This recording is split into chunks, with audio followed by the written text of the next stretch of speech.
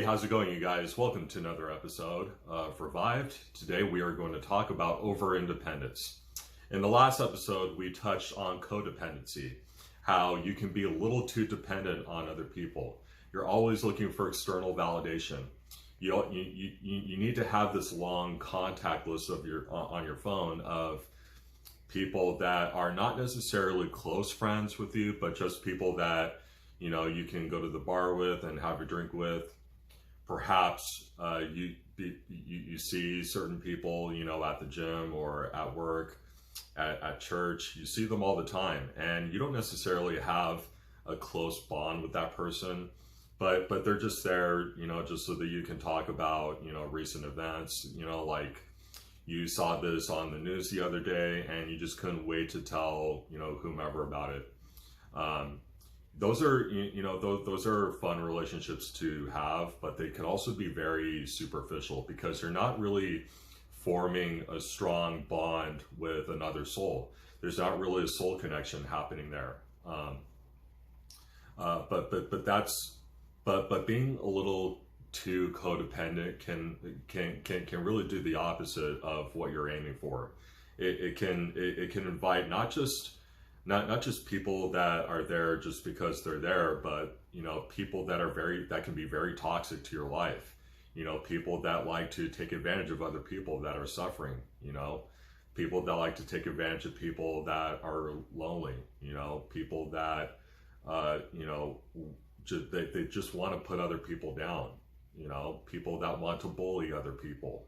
Those are the kinds of people that you can attract if you're a little too codependent. On the flip side, if you're a little too over-independent, that can also be very detrimental to not only you and your life, but to your health as well. Because if you try to take on the lone wolf lifestyle, as some would like to call it, which there's nothing inherently wrong with that. There's nothing wrong with, wanting to have alone time and, enjoying your own company, because once you can learn to enjoy your own company, well, then other people are going to enjoy your company too. It's just the law of attraction. It's the way it works.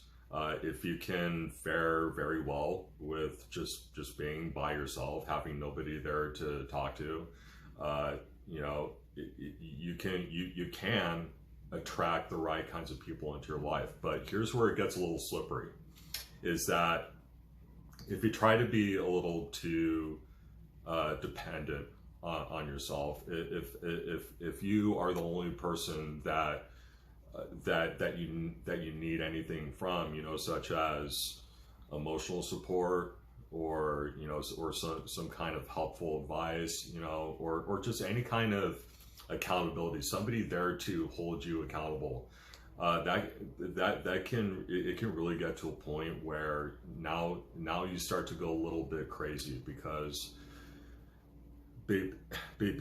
you're isolating yourself, you're just completely closing yourself off, and that can come from trauma. Maybe you have a really hard time trusting other people. Maybe you have a really hard time forming relationships and bonds, because maybe you think a little bit too much about what other people think of you.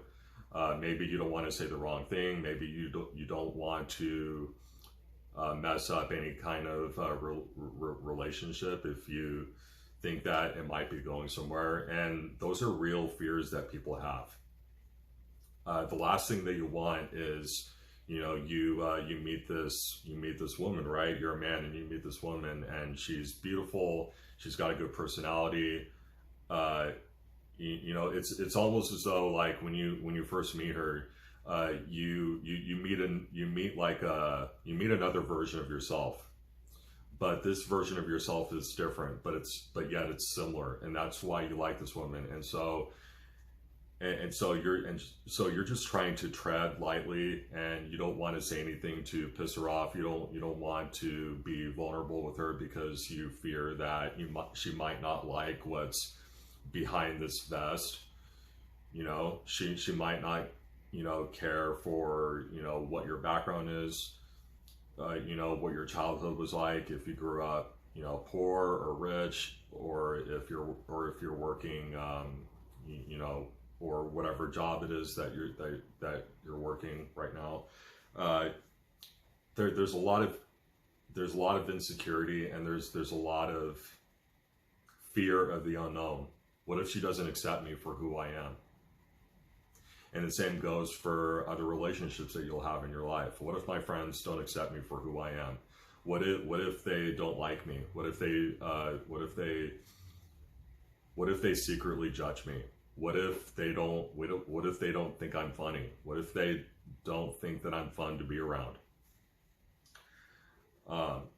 But yet it's always masked with, I don't need anybody.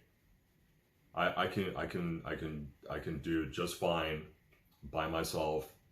I've taken care of myself my whole life, while nobody else could. I am self-sufficient. I pay all of my bills. I'm super, I'm super successful, or I will be successful, not because of other people, but because of me, because I am resilient, I am tough, and I never quit. So I don't need anybody. But deep down inside your heart, you know as well as I do that you're scared. You're scared of how other people might perceive you. You're scared that you might do something, or you might say something in the future, and they just walk right out of your life. Listen, the people that are meant to be in your life, they're not going to walk away. The woman or the man that is meant to be in your life, you don't have to put on this whole dog and pony show for them. You don't have to try and please them. You don't have to try and earn their validation. You don't have to try and chase them,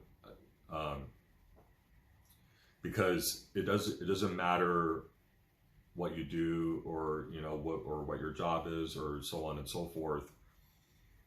If they really are meant for you and meant to be in your life, I'm not saying to never strive to do better, or to never try to work on your own spirituality, or your own emotional state or mental state. But if someone is truly meant to be in your life, there's nothing that you can do, even if you had one big fight the other night, even if you did something to piss them off, even if they did something to piss you off, or even if the relationship just seems like it's on a tightrope. If they are meant to be in your life, they will remain in your life. And usually it's not a group of 50 people or 100 people. It's usually a handful of people that are truly meant to be in your life. If I'm just being honest here. So that's where over-independence can come from. It doesn't mean that being independent is a bad thing. But if you're a little too dependent on yourself, it can serve as a net negative in the long run. So anyway, guys, I hope you enjoyed this episode. I hope it brought value. And if it did, share it with your friends and your family. And like always, I hope you have a great rest of your day. I love you, and I will talk to you again soon.